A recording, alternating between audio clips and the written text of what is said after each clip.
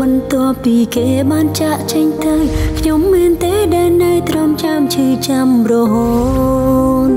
បើបែបនេះខ្ញុំល្ងងមែនទេដែលត្រូវស្រង់តឹងភ្នែកគ្មានអ្នកចូលទឹកភ្នែកស្រក់ស្ទើរស្ងួតពីខ្លួនព្រោះតែនឹកគេ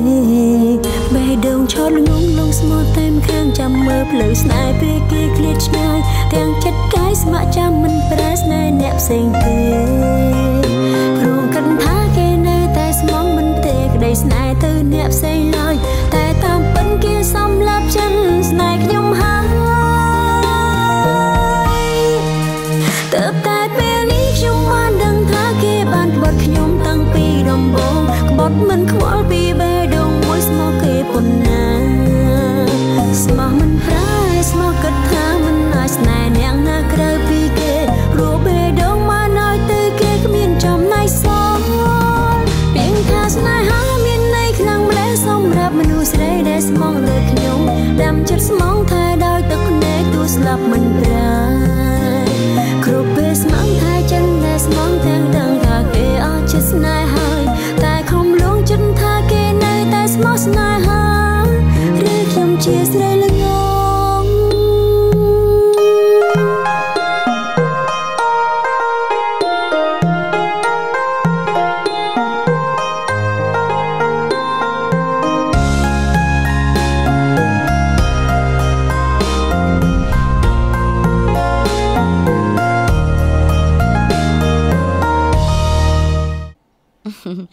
យូរយូរទៅបានជួបគ្នាលេងម្ដងនេះមីងនឹកស្ទើរប្រេះទ្រូងទៅហើយនឹកឃើញកាលពីមុន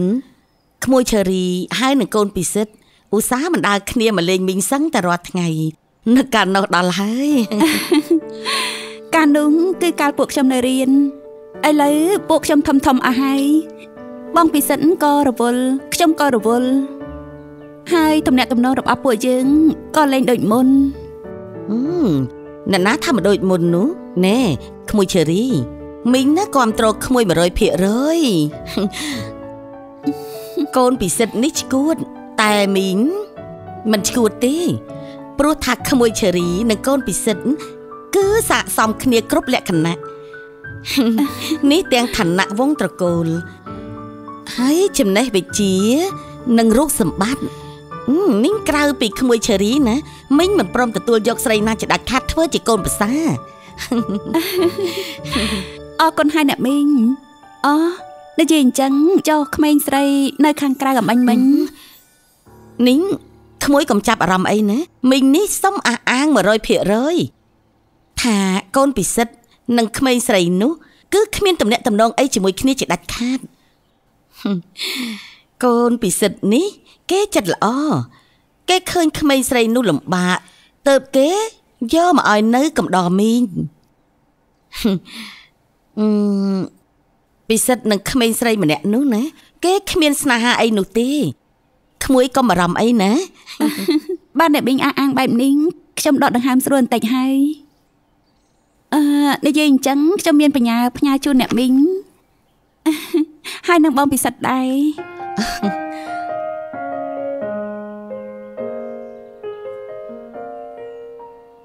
អូយ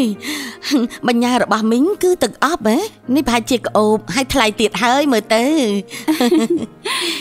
ចំណែកនេះគឺជាបញ្ញារបស់បងពិសិដ្ឋអ្នកមីងជួយទុកឲ្យគាត់ផងនេះកូនទាំងពីរនេះខានជួបគ្នាយូរហើយអញ្ចឹងកុំផ្ញើបញ្ញានេះទុកនឹងមីងអីក្មួយឈើរីអង្គុយចាំកូនពិសិដ្ឋចេញពីធ្វើការទៅចាំឲ្យគេដោយផ្ទាល់ដៃព្រោះថារបស់ដែលឲ្យដោយផ្ទាល់ដៃទៅពីមានន័យណាល្អដែរតាអ្នកមីងអញ្ចឹងខ្ញុំអង្គុយរងចាំគាត់រហូតដល់ថ្ងៃត្រង់ទម្រាំតែគាត់ចេញពីធ្វើការវិញចា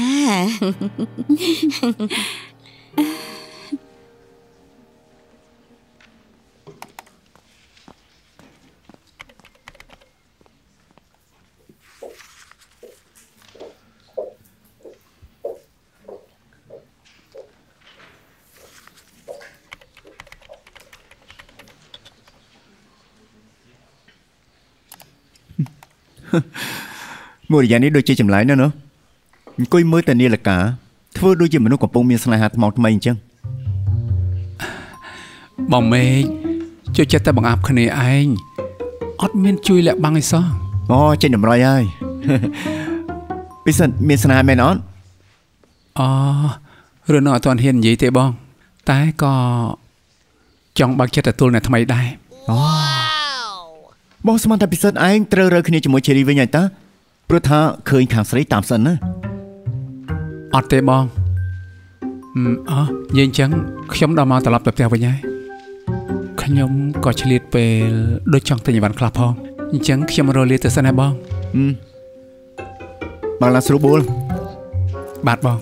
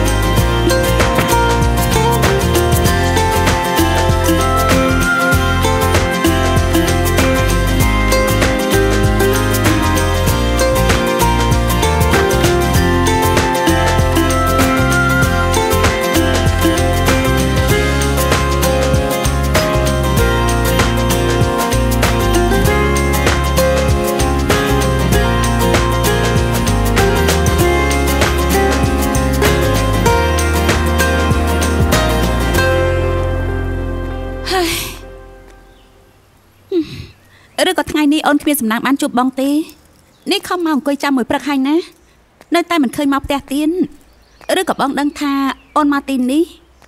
ទើបបងមិនមកផ្ទះហើយពុត្រាបងពិសិដ្ឋយ៉ាងម៉េចហើយទម្លាប់បានហើយណាថ្ងៃនេះអូននៅផ្ទះធ្វើអីខ្លះទម្លាប់ហើយបងខ្ញុំជួយអ៊ំស្រីធ្វើការងារផ្ទះបាត់ច្រើនណាស់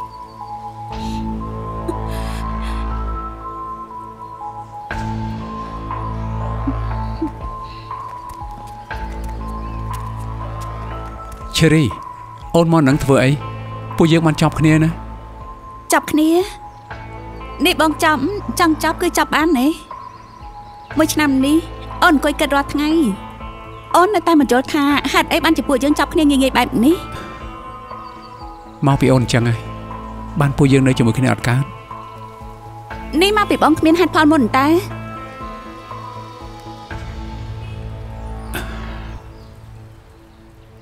រឿងវាចប់ហើយអូនចង់និយាយយ៉ាងម៉េចក៏បានដែរ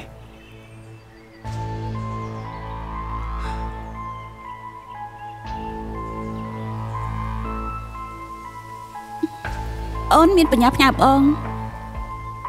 ដំបងអូនគិតថាចង់ឲ្យបងនៅផ្ទាល់ដៃតែមិននឹកស្មានថាបានជួបបងនៅទីនេះសោះហើយកុំភ្លេចបើកវាមើលផងអរគុណពីសិនរវាងយើងទៅពីរហេតុអីក៏មានថ្ងៃនេះអូនមិនព្រមទេកន្លងមកជិត20ឆ្នាំមកនេះវាគ្រាន់តែជាអតីតកាលទេហេតុអីក៏បងអាចចិត្តបែបនេះប្រាក់មិញណាមីងប្រាប់រវាងពីសិននិងក្មេងនោះគ្មានអីពាក់ព័ន្ធគ្នាទេតែថ្ងៃមិញនេះអ្វីដែលខ្ញុំឃើញមិនដូចណាមីងបាននិយាយនោះទេហើយវាគ្មានអីពិតមែនក្មួយឈើរីជឿតែមីងទៅណែពិសិដ្ឋគេឈួតមកពេលនេះកូនកុំប្រកាន់គេអីនេះមិនឲ្យខ្ញុំប្រកាន់យ៉ាងម៉េចអ្នកមីងគាត់កាន់ដៃក្មេងស្រីនោះស្និទ្ធស្នាលនៅមុខខ្ញុំ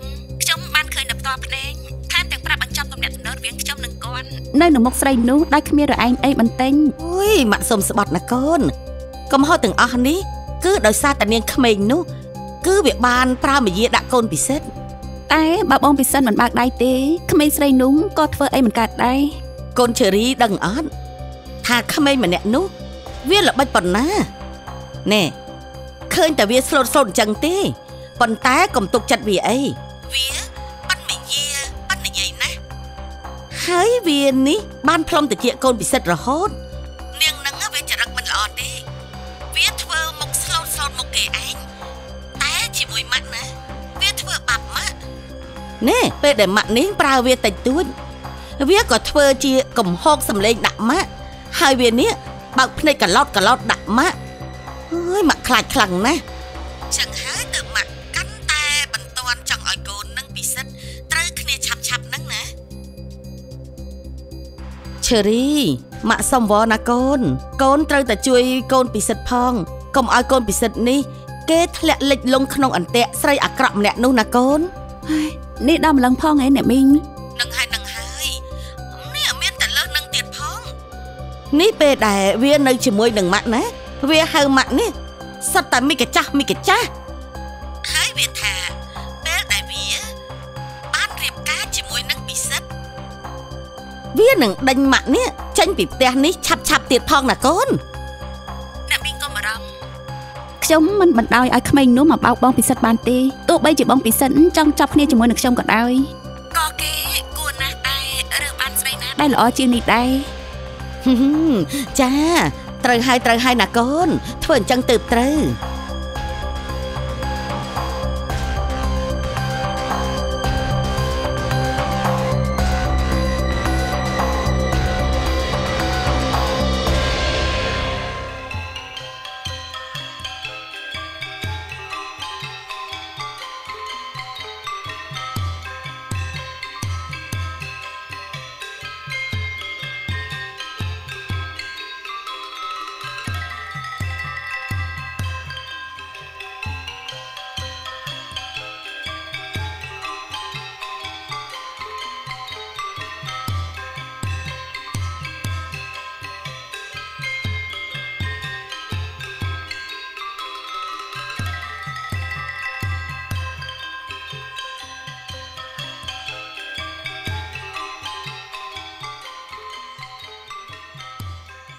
អោព្រះអង្គអើយសូមជួយខ្ញុំកណានឹងកូនពិសិដ្ឋបានសុខផងជាពិសេសសូមឲ្យកូនឈើរីនិងកូនពិសិដ្ឋត្រូវគ្នាឆាប់សូមឲ្យពីរអ្នកនោះការជាមួយគ្នាคล้ายជាអ្នកមានទាំងអស់គ្នាសាធុ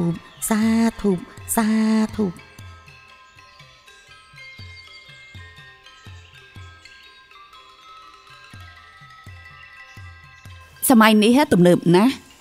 សម្រាប់ការរកស៊ីកាន់តែងាយស្រួលជាងមុនទៀតហើយជាពិសេសចាស់ដូចជាយើងអញ្ចឹងចាស់ទៅមានកម្រងអីឬអន់អើយមិនទាន់ដឹងទេមែនហើយណែហើយគិតថាចាស់ទៅកូនចិញ្ចឹមមែនអើយពិបាកណាស់លុយនៅនឹងដៃ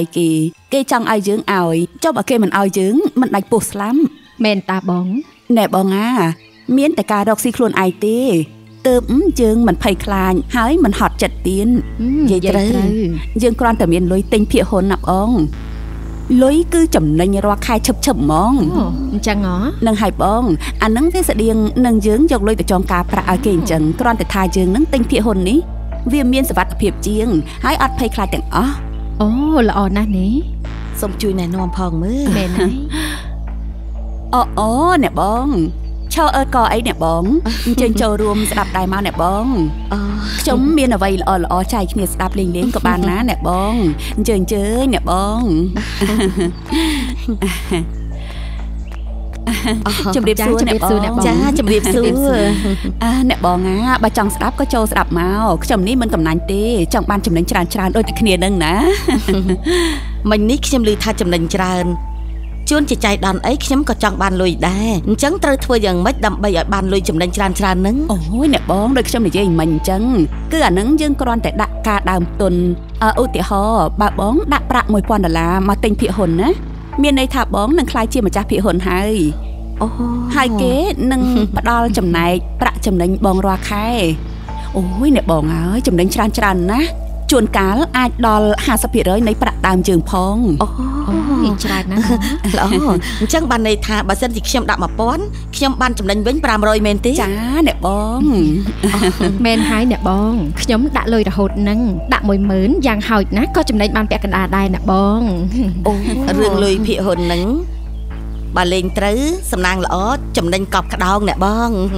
ôi nè bong bà bong trong miền lươn bong cô đã lôi tới mình kho bầm đòn ti hái co bia mình khỏi khát ấy đây hay nè mơแต่ខ្ញុំរងថ្ងៃនេះណែជាជានពេជ្រហើយនេះលកាពេជ្រឃើញអត់សុទ្ធតែខ្ញុំបានមកពីលើភាគហ៊ុនហ្នឹងអូហូចឹងចាដាក់ទៅបងអចា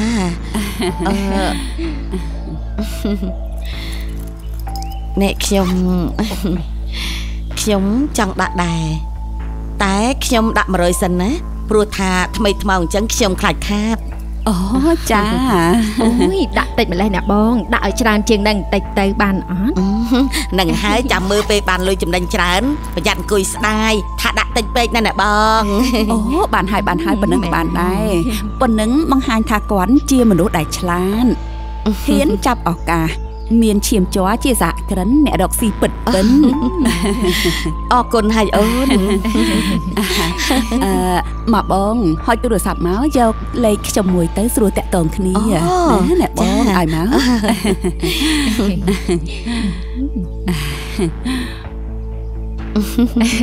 មុខនឹងអ្នកបងចំណេញកំភៃអីណាចា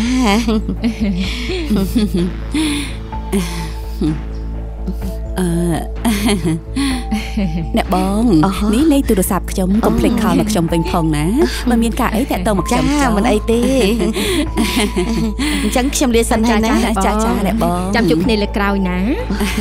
អញ្ចឹងពួកយើងមិនបាច់បារម្ភទេអ្នកបងនឹងតាក់ទងមកចា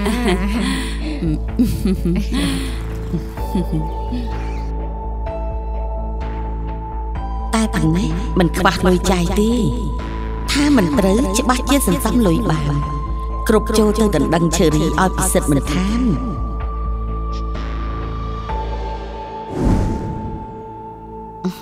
បងដាវីកូនរបស់ពួកយើងស្គាល់គ្នាយូរហើយក៏ស្រឡាញ់គ្នាយូរណាស់ហើយដែរហើយនេះដល់វ័យពួកគេរៀបការហើយអញ្ចឹងខ្ញុំក៏ចូលមកសួរនាំឬស្ដីដណ្ដឹងព្រោះថាគ្រួសាររបស់យើងស្គាល់គ្នាច្បាស់ណាស់មែនទេណាបងគឺបងមានតែថាអីបើក្មេងៗគេស្រឡាញ់គ្នាហើយទោះបីខាត់ក៏វាមិនកើតដែរចុះរឿងបណ្ដាការនោះបងរឿងបណ្ដាការហ៎គឺបងចង់បានវាសុទ្ធតែ30តម្លឹងទី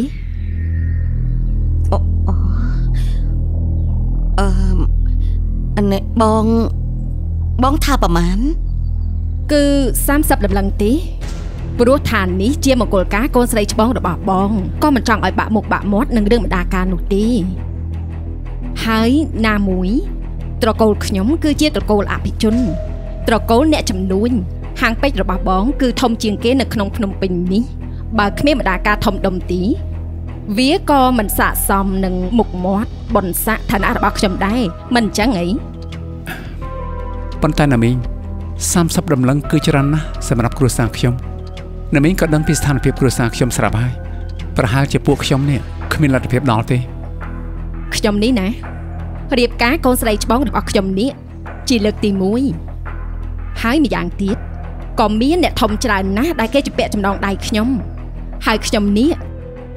ក៏ចង់រៀបមង្គលការកូនស្រីខ្ញុំនេះឲ្យវាអធិកធមធំដុំវាខុសដែរហ៎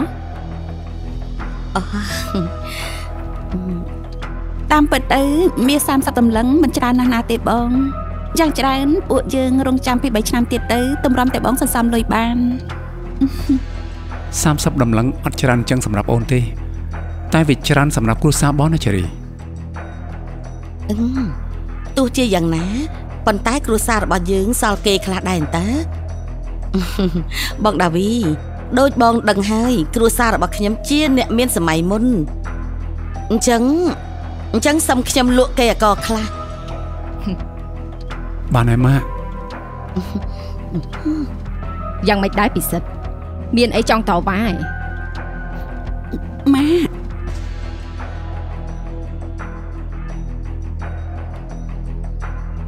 ម៉ាក់ពួកយើងប្រហែលជាមកខកជើងហើយថ្ងៃនេះសុំទោសផងណាមីងគ្រួសារខ្ញុំប្រហែលជាគ្មានលទ្ធភាពទេមើលទៅប្រហែលជាមង្គលការនេះមិនអាចកើតឡើងបានទេតោះម៉ាក់ពួកយើងត្រឡប់ទៅវិញពិសិដ្ឋ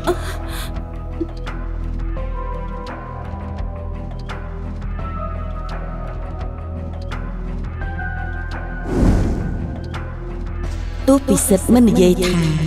គេសុំបែកជាមួយកូនឈើរីដោយសារអ្វីតែខ្ញុំយល់ថាវាច្បាស់ជាមកពីថ្លៃបណ្ដាការមិនខាន30ដំឡឹងបើគិតជាលុយច្រើនណាស់គ្រួសារយើងគ្មានសមត្ថភាពទេពិសិដ្ឋច្បាស់ជាខ្មាស់នឹងគ្រួសារឈើរីដែលមានជាងមិនខាន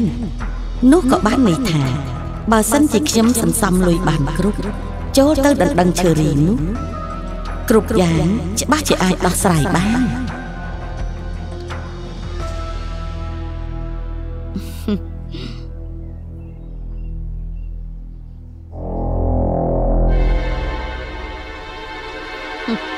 ហងហើយនឹងហងគេចិត្តជួបគ្នាវិញហើយក្អែកនេះគួរតែហើរចេញឲ្យឆ្ងាយទៅ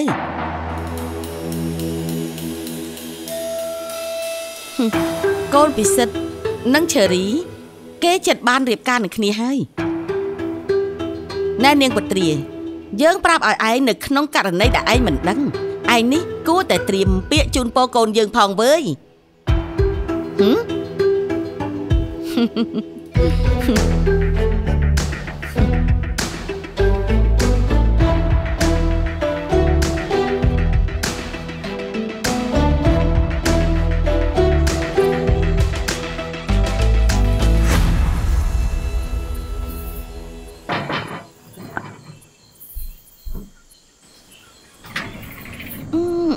មានការអីបង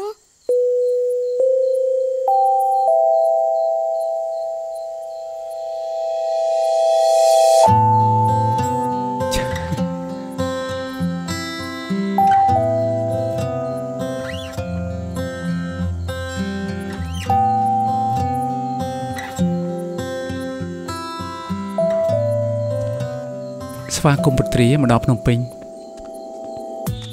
ថ្ងៃនេះបងសប្បាយចិត្តចង់នាំពុត្រាទៅញ៉ាំឲ្យឆ្ងាញ់ម្ដង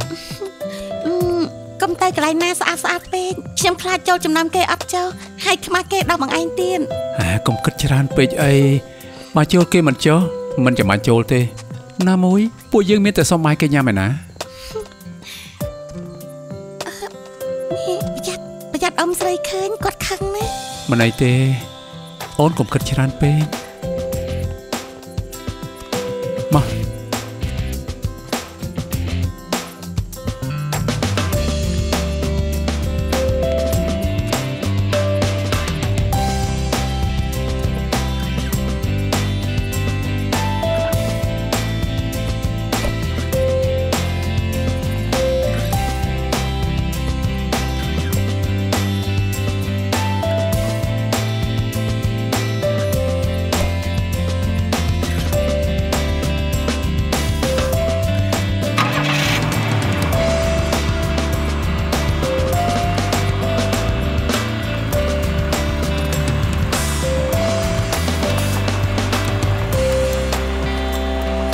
បងយកប៉ុណ្ណឹងសុំលឿនតិចផងណា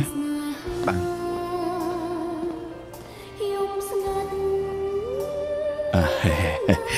ណែអូនញ៉ាំឲ្យច្រើនទៅណាមិនដែរអង្គុយអត់ស្រួលហើយនេះបងអូនចាត់ហូបឲ្យអត់ទេញ៉ាំទៅណាខ្ញុំប្រាប់បងហើយថាកុំឲ្យនាំខ្ញុំមកកន្លែងទំនើបពេកឆ្ងាញ់អត់បងមិនបារម្ភអីទេនៅនេះអាហារវាឆ្ងាញ់ហើយតម្លៃក៏វាធូរថ្លៃ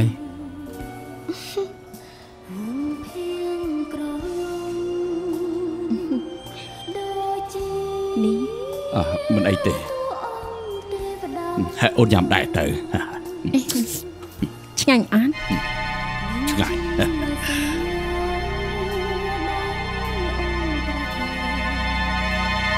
ចើអត់ចានេះឯងមានស្រីក្មេងពិតមែនឯងចិញ្ចឹមមីស្រីនេះតាំងពីកាលមកហ៎អូនសម្លាញ់អូនមិនដូចអ្វីដែលអូនគិតនោះទេយីចាប់ជាប់ប៉ុណ្្នឹងហើយនៅបកាយទៀតតតែចាប់បានលើក្រែទើបព្រមទទួលស្គាល់មែនទេអត់ចានេះឯងក៏អញ្ចឹងដែរម្នេះឲ្យយើងផ្ទះឲ្យបាក់ឈាមគុំសុំគេខ្ញុំគ្មានចេតនាទេតែបែរជាមិនតាមដីគេមីស្រីចង្រៃបានហើយបងចាប់ទេដល់ពេលចឹងទើបចេះឈឺហ៎ចុះពេលដេកជាមួយស្រីគេអត់ធ្វើទ្រូងពុនដើរតែគេដេកខ្វាំចិត្តទេអីស្រីចង្រៃណែអ្នកចង់ទៅណាមកវិញភ្លាមស្រីចង្រៃអើយអាចាស់ក្តៅចិត្តណាអញហើយខ្មាស់គេ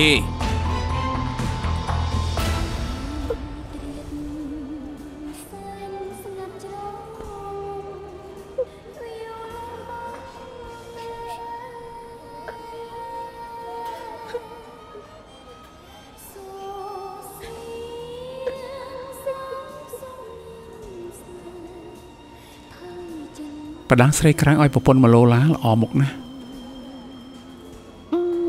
ខ្ញុំសុំទៅផ្ទប់ទឹកមួយផ្លែតណាបង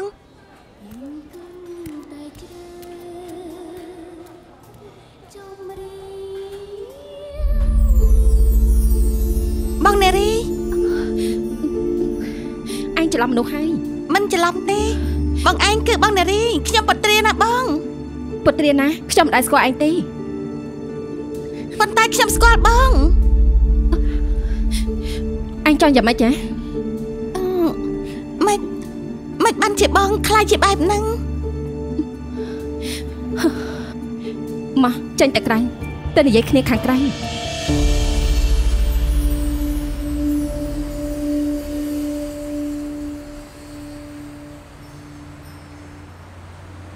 អញបានឃើញអស់ហើយអញចង់ដឹងអីសួរយើងបានយើងគ្មានអីលាក់បាំងឯងទៀតទេមិនក៏បងប្រែប្រួលខ្លាំងម្ល៉េះបងមិនមែនជាបងនារីដែលខ្ញុំស្គាល់ពីមុនទេសំដែងយើងសំដែងទាំងអស់កូនស្រីល្អមនុស្សស្រីសុភាពដៃប្រុសមិនហ៊ានចាប់គឺយើងសំដែងទេហើយគ្រប់គ្នាក៏ជឿស្លង់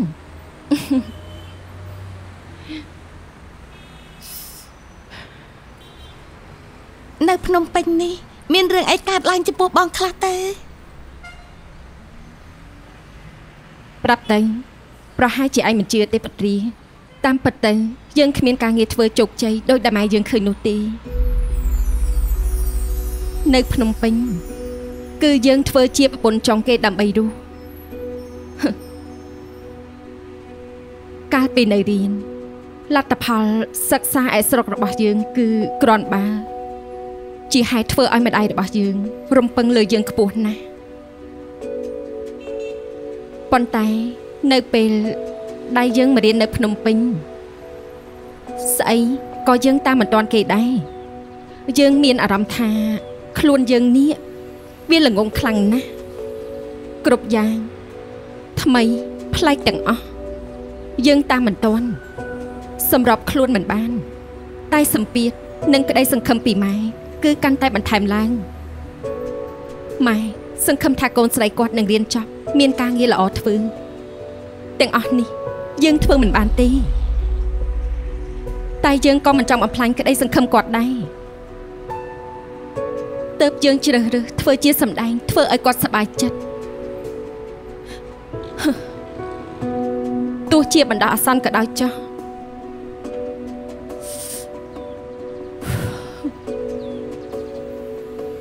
យើងក៏រៀនបានតែ1ឆ្នាំទេ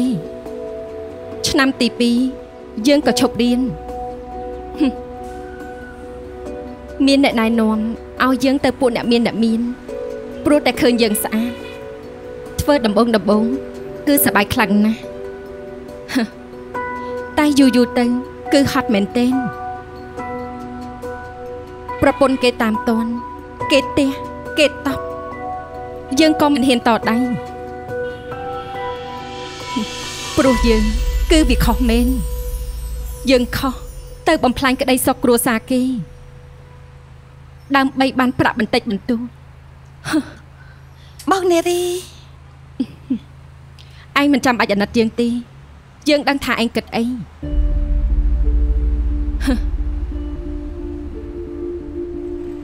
ពុត្រាឯងនៅក្មេងកុំដើរផ្លូវខុសដូចយើងណារាល់ថ្ងៃដែលម៉ែយើងអួតប្រាប់អ្នកភូមិថាយើងពូកែ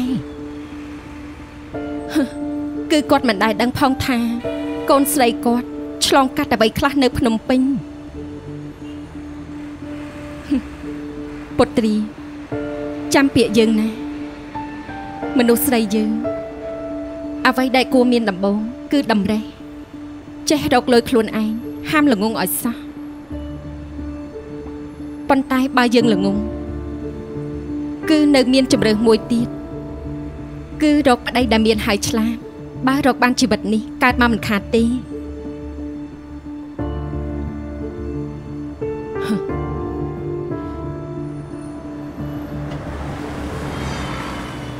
ឯងមកជាមួយគេមែនទេ មើលទៅគេមិនមែនជាមនុស្សអាក្រក់ទេចាប់គេឲ្យបានកុំឲ្យរបូតពីដៃហើយឯងនឹងមានសំណាងល្អជាមិនខាន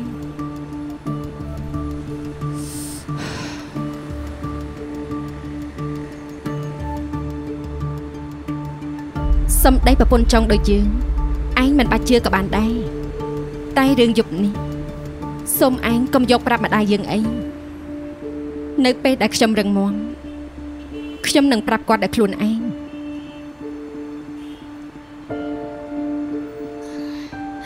បងឆាប់រឹងមាំណាខ្ញុំជឿថាបងនឹងចាញ់ផុតពីនរកមួយនេះអរគុណឯងឆាប់ទៅវិញទៅ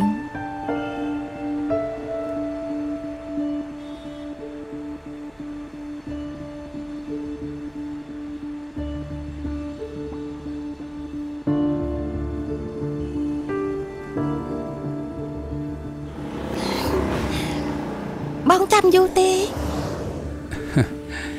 មិនចាំយូរទេតែថានិយាយគ្នាអស់ចិត្តហើយចាជាអ្នកធ្លាប់ស្គាល់គ្នាធម្មតាសុំតបផងដែលធ្វើឲ្យបងញ៉ាំបាយអត់ឆ្ងាញ់មិនអីទេលើក្រោយចាំមកម្ដងទៀតក៏បានដែរមានលើក្រោយដែរមានច្បាស់ជាមាន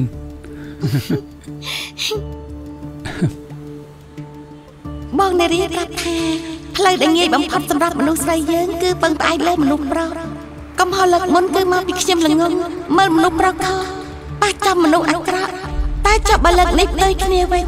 បើខ្ញុំរកបាបមនុស្សប្រុសល្អនោះជីវិតខ្ញុំនឹងប្រសើរជាងមុនឬក៏យ៉ាងណាខុសទេបើខ្ញុំចង់បើកបេះដូងជាថ្មីតោះ